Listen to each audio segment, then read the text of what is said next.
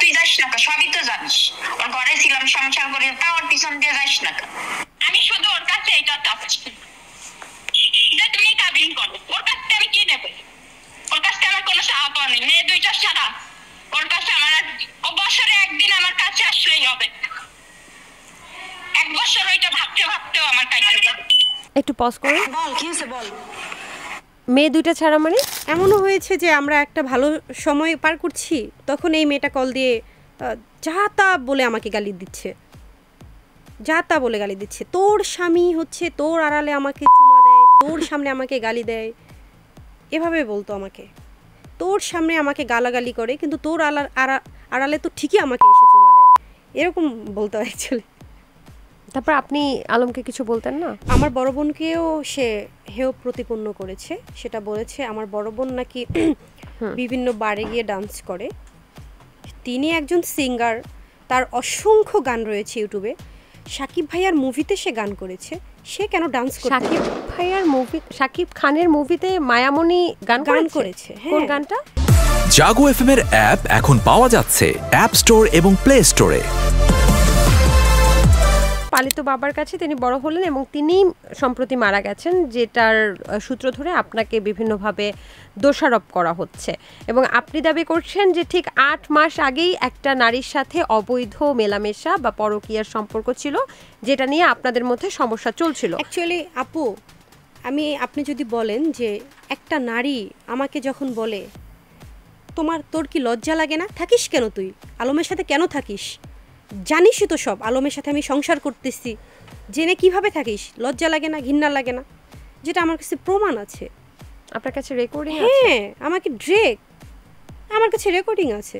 তারপর আবার আমাকে যে সেই নারী আমাকে বলে আমি আলমের কাছে কিছুই চাই না, শুধু চাই শুধু কাবিননামাটা করুক, সে কাবিনটা করুক, আমার কাছে তার আসতে হবে না, বছরে একবার আসলেই হবে। ওই একবার আসলে আমার সারাটা বছর ওই একবারের কথা ভেবেই কেটে যাবে। এগুলো সব আমার কাছে রেকর্ড আছে। এই রেকর্ডিংটা কি আপনার কাছে এই মুহূর্তে আমাকে শোনাতে পারবেন? হ্যাঁ, কেন শোনাতে পারবো না। ও মাই গড। আপনি তাহলে কেন এগুলো সোশ্যাল মিডিয়াতে ছাড়ছেন না? আসলে পৌঁছাচ্ছে না দর্শকদের কাছে। আচ্ছা, দর্শক আমাকেই বাজে চোখে দেখছে, যেটা আলম বলছে সেটাই বিশ্বাস করছে মানুষ। দর্শক, এই শোটা কাউকে হেয় বা প্রতিপন্ন করে বানানো হচ্ছে না। আমরা শুধুমাত্র এখানে এক পক্ষ আছেন রিয়ামণির কাছ থেকে আমরা যতটুকু শুনবো। এখানে যদি অপর পক্ষের, যেহেতু কথা প্রসঙ্গে অন্যান্য পক্ষের নাম চলে আসবে, অপর পক্ষ যেহেতু এটা একটা গণমাধ্যম, এখানে সবার কথা বলার অধিকার আছে। অপর পক্ষের যদি কোনো কথা বলা থাকে তাহলে নিশ্চয়ই এই গণমাধ্যম খোলা আছে। সেক্ষেত্রে আমরা যেহেতু আজকে এক পক্ষ থেকে শুনছি, এক পক্ষ শুনেই কিন্তু আমরা পুরোপুরি বিচার বিশ্লেষণে যাব না, যে আমরা রেকর্ডিংটা শুনতে চাই। আপনি মাইক্রোফোনের সামনে যদি একটু ধরতেন।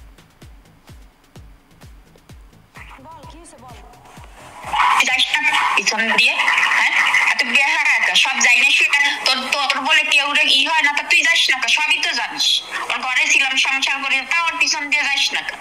আমি শুধু ওর কাছে এটা চাচ্ছি যে তুমি কাবিন করো। ওর কাছ থেকে আমি কি নেবো?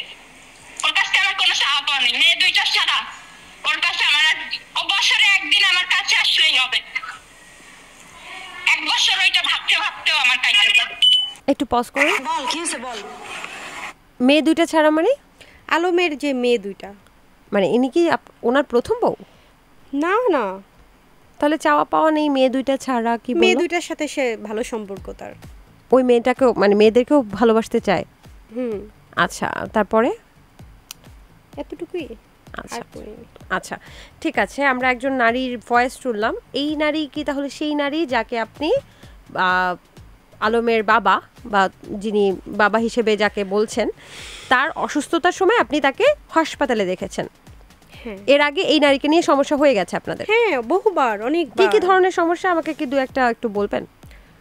এমনও হয়েছে যে আমরা একটা ভালো সময় পার করছি, তখন এই মেয়েটা কল দিয়ে যা তা বলে আমাকে গালি দিচ্ছে, যা তা বলে গালি দিচ্ছে। তোর স্বামী হচ্ছে তোর আড়ালে আমাকে চুমা দেয়, তোর সামনে আমাকে গালি দেয়, এভাবে বলতো আমাকে।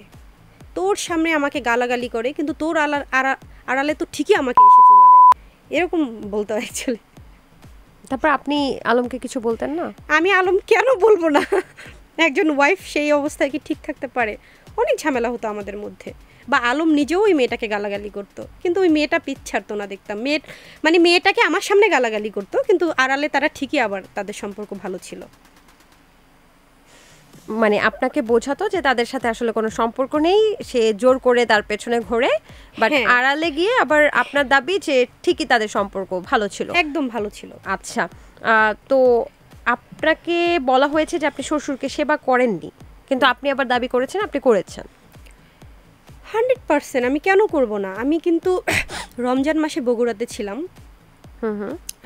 এমনও ভিডিও আছে, মানে আমার আইডিতেই আছে, দেখেছি আপনি যে কাটতেছেন। হ্যাঁ, আলম বলছে যে দেখেন শহরের মেম সাহেব গ্রামে এসে তরকারি কাটছিলেন। সকিনা, হ্যাঁ সকিনা, তো সেই মুহূর্তটা কিন্তু ভিডিওর মুহূর্ত না, সেটা কিন্তু আমি সারাটা দিন কাজ করেছি, রোজা রেখেছি, সারা দিন 3 তলায় উঠেছি, নিচে নেমেছি, কাজ করেছি, রান্না করেছি, সবাইকে খাইয়েছি, বাবাকে খাইয়ে দিয়েছি, অসুস্থ বাবা তাকে খাইয়ে দিয়েছি।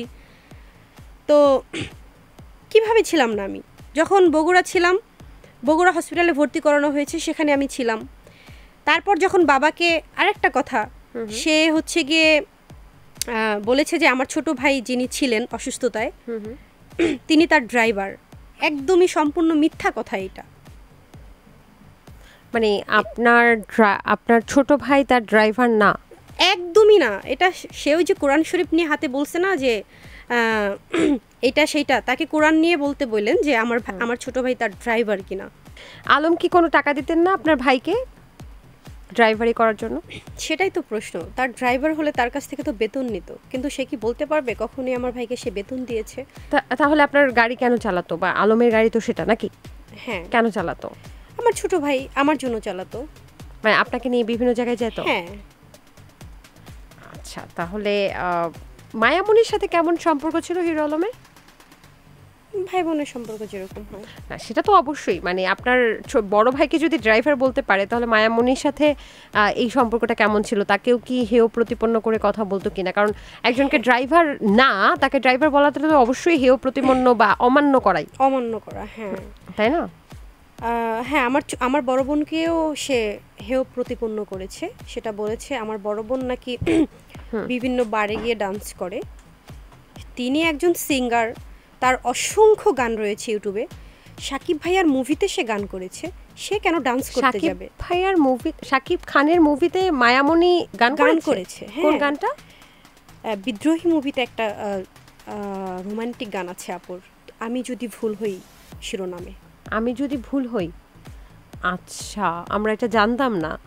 এটা খুব বেশি হাইলাইটও কিন্তু হয়নি। ইভেন হচ্ছে গিয়ে আসিফ খান, তারপর হচ্ছে গিয়ে FA সুমন, তারপর হচ্ছে দেশের সকল স্টারদের সাথেই আমার বোনের গান আছে। সে একজন সিঙ্গার, সে কেন ডান্স করতে যাবে আপু? আপনাকে ডান্স তো আপনি করতেন আর উনি তো গান গাইতো, এরকম বলেছে। আবার একবার শুনলাম যে আপনি গান গাইতেন, উনি না। না, উনি ডিরেক্ট এভাবে বলেছে, রিয়ামণি মায়ামণি দুই বোনই গিয়ে ডান্স করে, এরকম বলেছে সে। জাগো FM এর অ্যাপ এখন পাওয়া যাচ্ছে অ্যাপ স্টোর এবং প্লে স্টোরে।